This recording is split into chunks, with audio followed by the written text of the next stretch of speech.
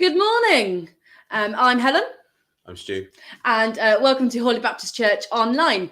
Whether you're joining us now on Sunday morning, watching live, or whether you're joining us on demand, you are very welcome with us this morning.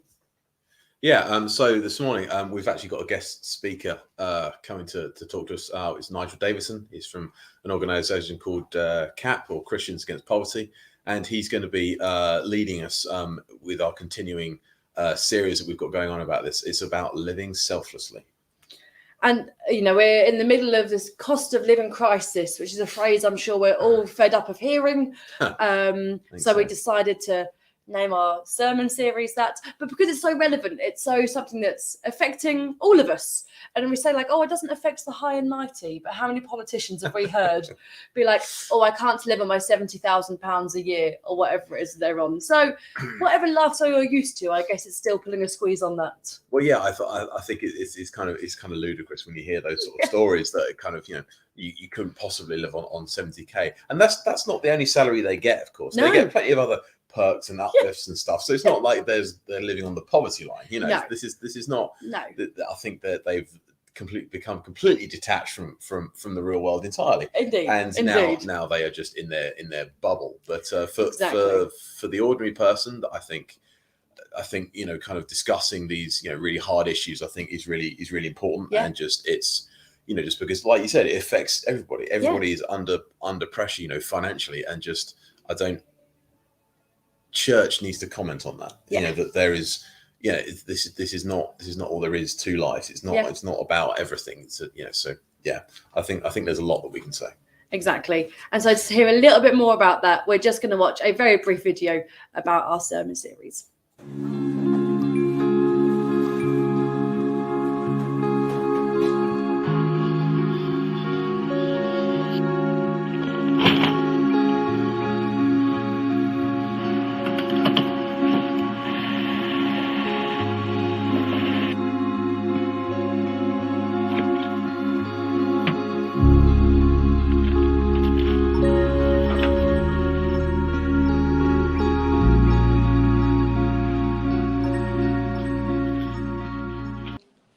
And whether you feel this is a fair assessment or not, what is clear is how much friendship matters.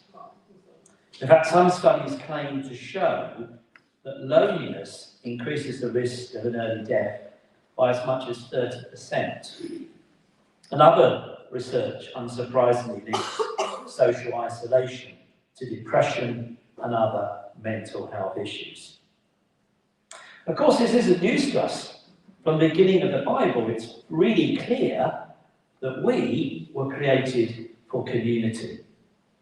Every person here in Hawley was created for community.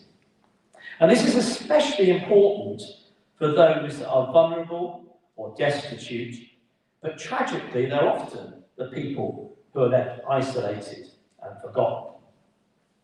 Christians Against Poverty exists so that your church and others like it can reach those people in your community. Draw alongside them, offering effective practical help, the good news of Jesus, and an invitation to a loving community.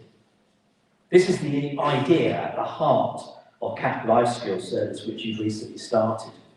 And wasn't it great to hear Paula's testimony of what she gained from attending that course? Now, it's great to be back with you. I saw a few familiar faces.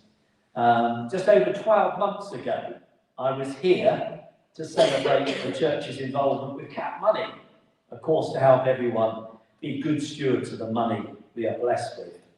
And I was absolutely delighted to hear that your church is now running CAP Life Skills.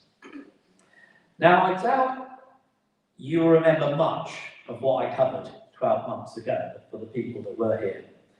And perhaps that's a good job if I ended up saying some of the same message. But I started the talk 12 months ago sharing about a wonderful client called Patience, who I had achieved so much working with CAP, becoming debt-free and ultimately helping as a befriender. As it happened, I met Patience last night at Eurovision party. And I have to say, I think the worship here was somewhat better than some of the acts that I saw last night. But I'm sure you'll be interested to hear and encouraged to hear that there's a really positive update to Patience's story. Now, as you may recall, Patience was living in a cramped 2-bedroom flat with her 2 teenage daughters.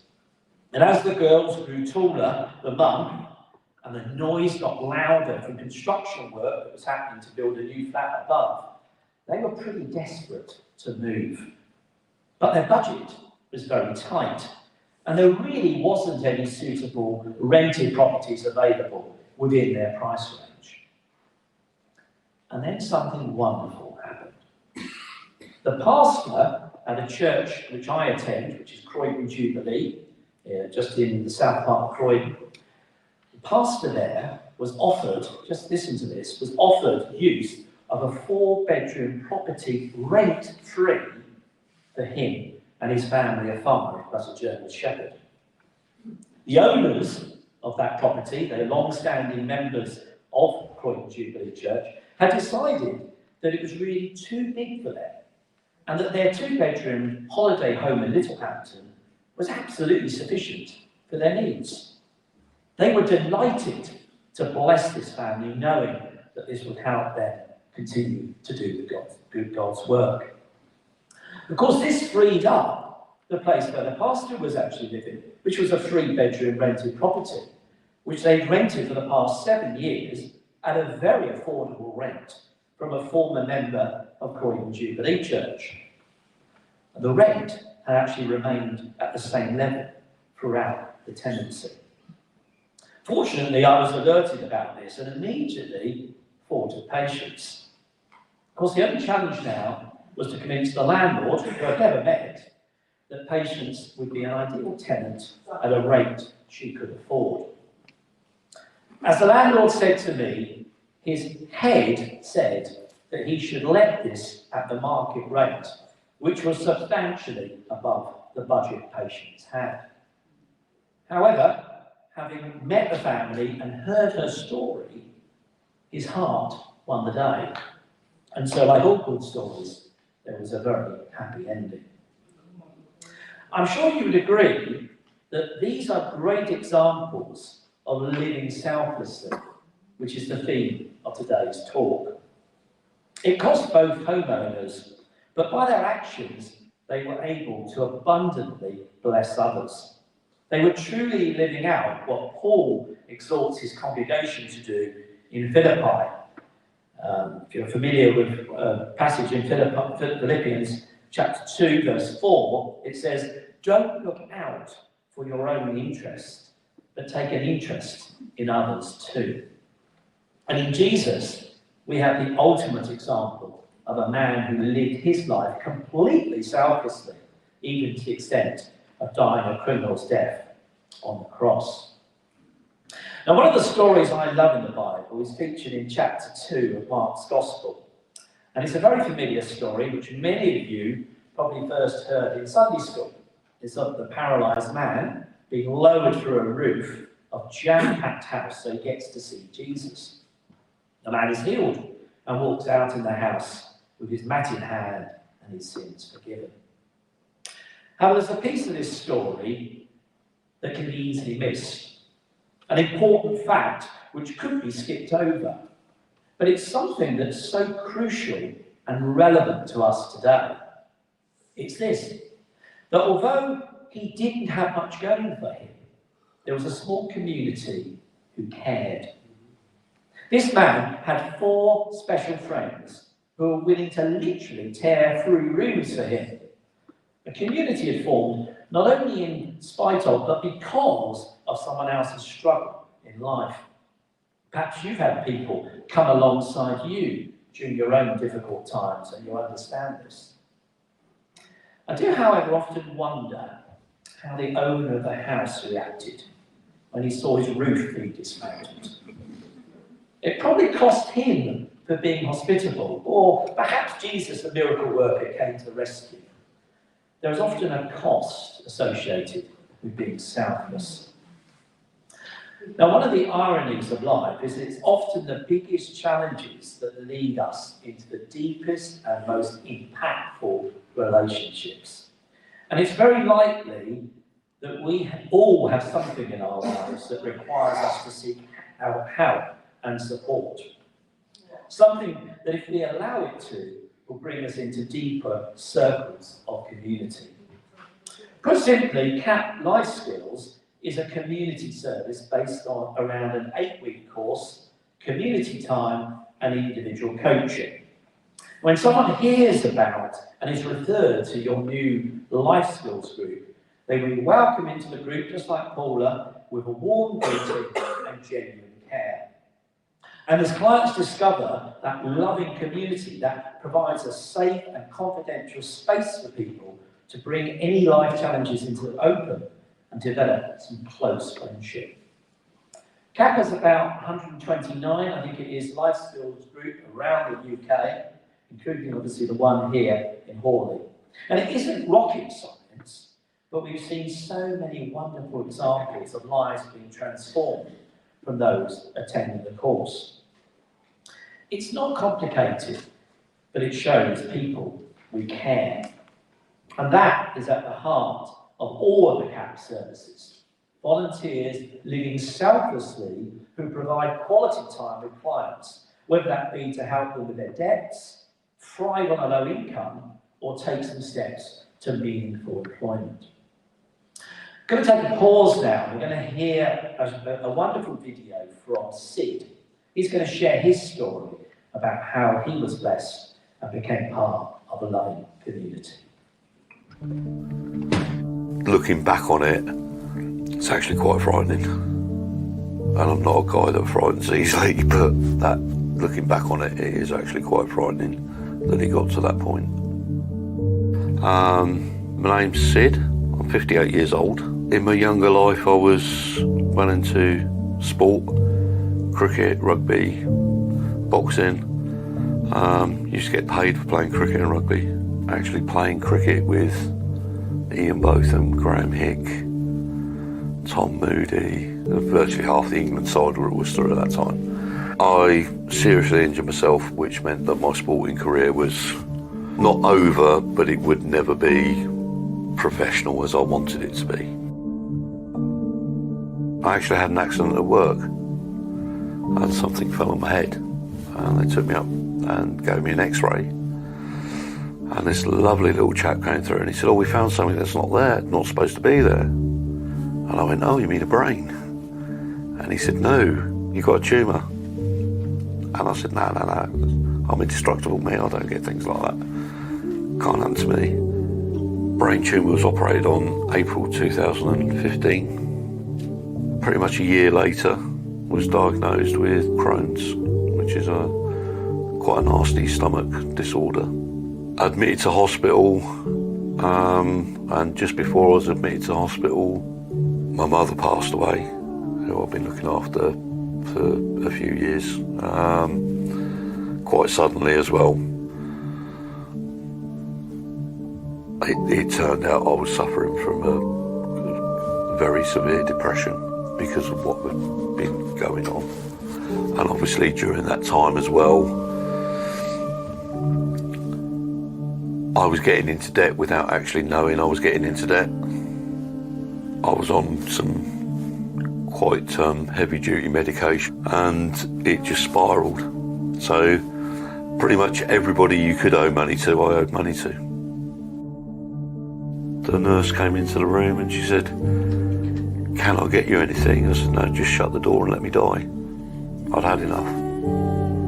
The will to fight it had just gone.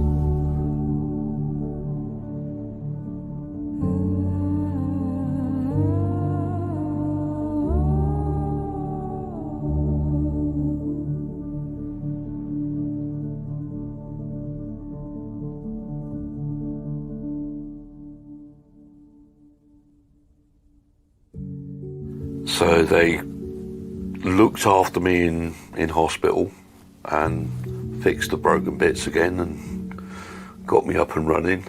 And when I came out, someone referred me or said to me, if you've got problems, give these people a ring, and gave me a card. And when I got home is when I made the phone call to CAP.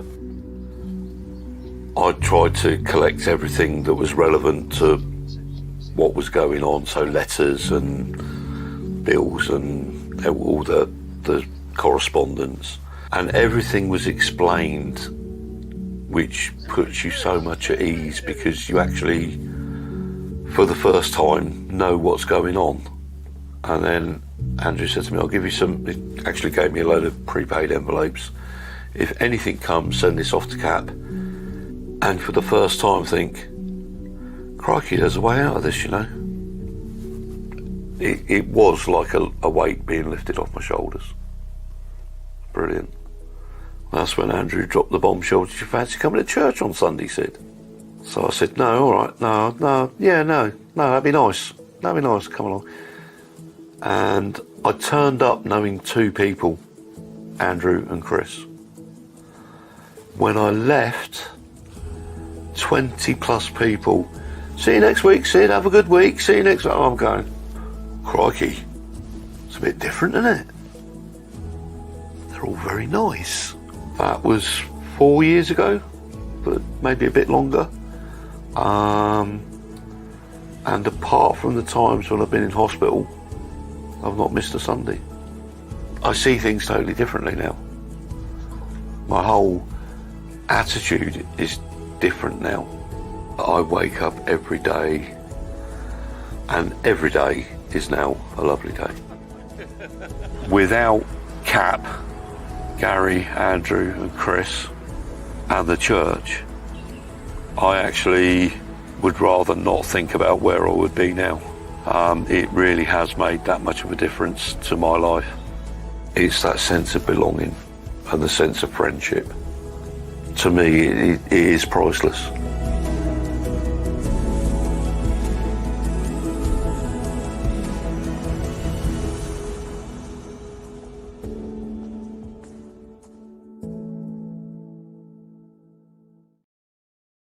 We can start to see the threads of CAP's vision, to see transformed lives, thriving churches and an end to UK poverty come to life.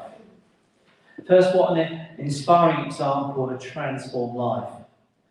Since experience is quite typical, I ran the Croydon South Debt Centre for 4 years and came across many clients in that time. And yeah, in his case, it was a successful sports career coming to an abrupt end, and then a series of unfortunate incidents spiralling him into debt and deep depression.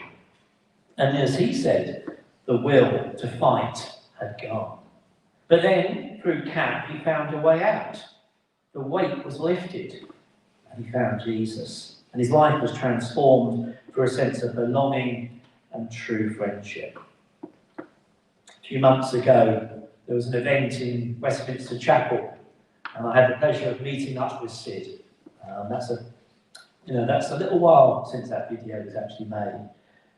And he's just brimming over. He wants to share God's love in such a powerful way. It was wonderful to see him and just see the difference that the whole demeanour had actually changed.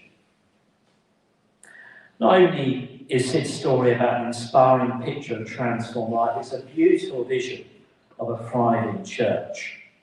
Local churches like this one are God's hands and feet on earth, and CAP is simply here to support and empower them as they strive to be all that God has called them to be. A thriving church isn't based on size, status or wealth. It's a body of passionate, Christ-centred people committed to reaching out beyond the four walls of a building. Sid knew just his CAP coach and his befriender when he first took that step into the church. But when he left, he had 20 plus people saying, see you next week. That's a thriving church in action. Sid was one of CAP's debt help clients who got in touch because he was burdened by the weight of debt. And CAP is now in its 27th year, and during this time has been able to rejoice with over 27,000 clients who have experienced the euphoria of going debt-free. And of course, we love nothing better than sharing the gospel if the client is up for this, and that's the only true source of freedom, isn't it? And since CAP started in 1996, Sid and over 10,000 others have made a commitment to Jesus. And of course, Sid's story also provides a compelling reminder of why UK poverty needs to end. CAP is passionate about helping every individual, but we're also passionate about changing the systems and structures which can trap people in poverty and stop them from moving forward.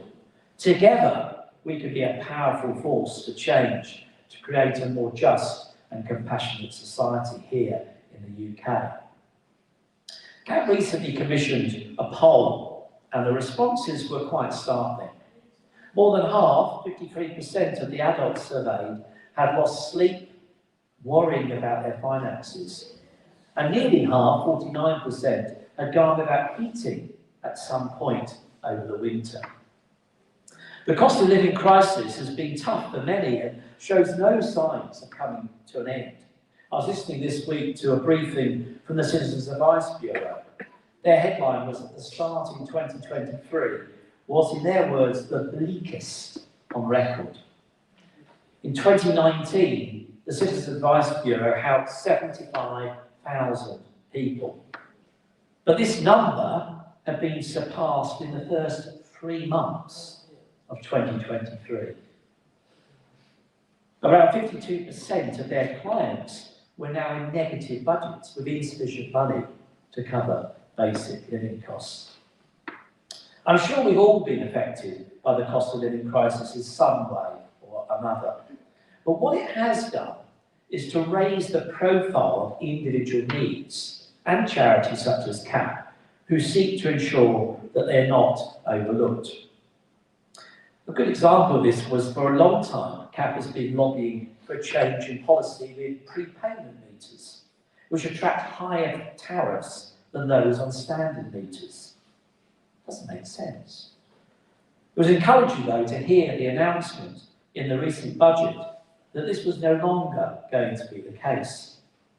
And this also opens up a wider debate on policies which disadvantage those who are struggling on low incomes. Now, on the face of it, it may seem idealistic to suggest an end to UK poverty. How is that possible? But there is no doubt that what we see around us is not what Jesus intended. Poverty is a complex thing to measure. However, I'm sure you'd all agree that if someone is unable to eat, keep clean and stay warm and dry, that's a pretty desperate situation to be in. And this situation is called destitution. And over 2.4 million people in the UK are pushed into this horrible situation every year. And millions more can only avoid destitution by cutting out many of the things that make life enjoyable, like visiting family and friends or having basic trips out with their children. CAP has a vision for a different world, of a country that reflects Jesus' heart of compassion, which has the interests of others before ourselves. So what does that mean to you and me? Living selflessly is very much a countercultural approach to the society we live in. We may also at times feel let down by those we are making every effort to help. It can be a thankless task. But there is clearly a heart in this fellowship for community. CAP Life Skills is a visible demonstration of this, and I'm sure the team would appreciate prayer and any practical support that you can offer. And I expect some of you here are already giving to the work of CAP. In fact, I know that. I was speaking to a number of people before the service who are already supporting the CAP. One of our 30,000 people who actually give to this work, and we call this group our life changers.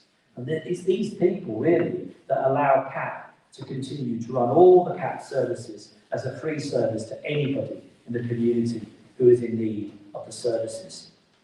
So for those people who already support CAP, thank you very much for your support. It's really appreciated. And if anybody else wishes to join the CAP family, this is your opportunity. You may have seen, you may even have sat on a form that was actually on the chairs. This is our Life Changer form, which includes a picture of Sid at the front, and then at the back is actually all the details that you need to actually complete. And if you were interested in actually joining the CAP family, whatever you can give, please do come along to the table afterwards and we can chat about it and figure the details. Even if you haven't got all the details, we can just take the details that you've got. I would urge you to think about that because CAP as a charity, is struggling. Struggling because of two things really. One is the fact that we're getting so many clients coming through that we need to serve. But not only that, the clients are now having even more needs than actually we saw in the past. One of the things that we will do for CAP is that we always will look at ensuring the basic needs are met. So it's quite common for us now to go and do an emergency shop for people, which has to be paid for, because we cannot leave the client just without anything. So there's quite a big actual cost actually associated in running the organisation. So anything that you could give would be really appreciated.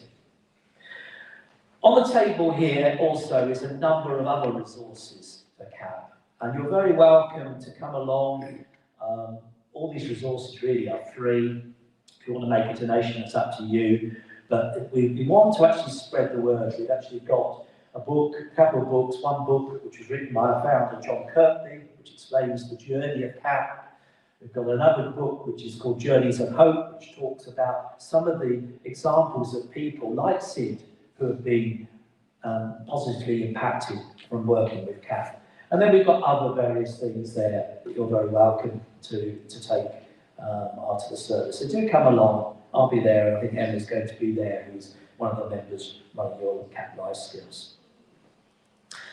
Let me finish with a talk with a passage in the book of Matthew, which is sometimes referred to as the final judgment. So reading from Matthew 25, verse 34. Then the king will say to those on his right, "Come, you who are blessed by my Father, inherit a kingdom prepared for you from the creation of the world. If I was hungry, and you fed me. I was thirsty, and you gave me a drink. I was a stranger, and you invited me into your home. I was naked, and you gave me clothing. I was sick, and you cared for me. I was in prison, and you visited me." Then his righteous ones will reply, "Lord, where did we ever see you hungry and feed you? Or thirsty and give you something to drink? Or a stranger and show you hospitality? Or naked and give you clothing? When did we ever see you sick or in prison and visit you?" And the king will say, "I tell you the truth. When you did it to one of the least of these, my brothers and sisters, you were doing it to me." We're just going to show, I think, a short video. Thank you.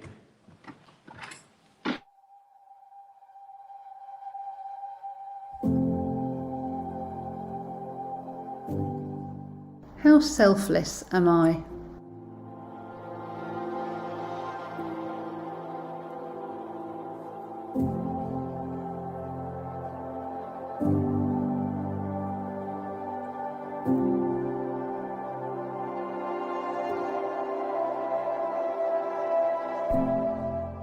What has God blessed me with, which I can share with others?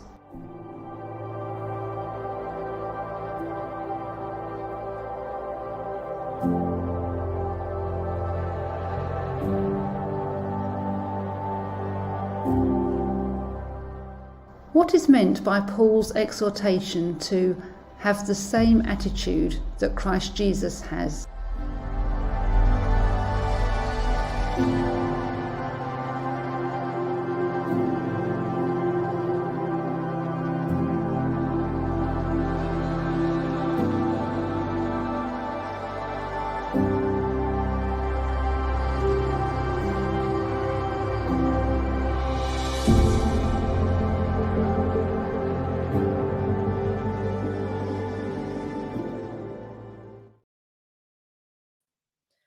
Thank you, Nigel, for that great message. I think it was a real challenge and a real encouragement. Yeah, absolutely. In equal measure. So thank you for bringing that to us. And I think those questions really, obviously, they tie in really nicely. But I think actually, where he was talking a lot about actually, we're also like called to go out, like to be and to share and these sorts of things. And so actually one of his questions was exactly based on that. It's actually, what has God blessed me with that I can share with others? Any thoughts? I mean, I guess everyone has their own talents and gifts and stuff. And so I guess sort of it's for the individual, how they can best, kind of help other people it's quite a personal thing. But, depending on, if you have, spare time, you're financially blessed that you can help other people, kind of, there's so many different ways. It's not like a really narrow scope to it. It's kind of, there's so many different ways that you can help, and you can pray for people. You can, I don't know, just take somebody out for a coffee. I mean, that might bless somebody more than you would ever know. Just it can be the really simple things, or whatever. So we were discussing that exact thing at my house group recently. That actually where we're called to look after each other physically and financially, but also called to look after each other mentally and emotionally. Yeah. And actually, you might think you're just taking, just going out for coffee with someone, and actually, what's £3.50 to you? But actually, £3.50 might mean the world to someone else for their coffee. But actually, more than that, the time you've put into that person, that person knows that they're worth that £3.50, but also they're worth that half an hour or that hour or that 3 hours that coffees often end up turning into. And actually, sometimes when people are struggling in any aspect, knowing that they have value is so important. And so key. Absolutely, yeah. I mean, just sitting down and listening to somebody half the time. I mean, that's kind of a gift in itself. The ability to be able to listen, empathetically and that kind of thing. That's a really important thing. But like you said, kind of just doing something really simple like that, could potentially change somebody's life. And you may not realize it at the time, and perhaps they might not. But just it might be that catalyst for for something really positive happen. Because obviously talking about debt crisis and kind of the work that CAP does, and kind of if somebody just feels that completely burdened by it all, and then kind of just sit down and have a chat, kind of might make them make a positive decision to kind of to speak to CAP and that kind of thing. So just there's a myriad of ways in which kind of like our own gifts and talents we can use to help other people. I mean, I think we're probably a bit shy about kind of saying, I've got this gift, I've got this talent, but kind of I think it naturally comes out of you sometimes that people see it in you, kind of whatever the gift is or talent, then people will tend to see it in you and kind of gravitate on that, based on that. But it's don't be shy about sharing your gifts. And so this week, as we sort of reflect on what Nigel has said and what was shared last week, maybe listen to it again or share it with someone who you think actually might really benefit from it, or invite someone around for coffee, because actually invite someone into your house can be so special. And also it means then if you're feeling the strain, many of us still have coffee or tea or squash or water in our houses, and so actually still be able to share that time. Don't think, I can't take that person out for coffee, therefore I can't show them value. No, invite them over, and share time, share your life with one another, and share this message as well. If you've got any questions off the back of it, or you feel like actually I want to know more about CAP, or I want to know more about this Jesus thing that Sid guy was talking about in that video, because that sounded great, get in touch with us at gotquestions@hollybaptist.org.uk, and someone will get back to you and either be able to answer your questions or be able to point you in the right direction of somewhere or someone who can. And as was said, we are a CAP centre for the life skills course, which is going to be running soon. So again, contact us on that email address if you want to know more information about that as well. Brilliant.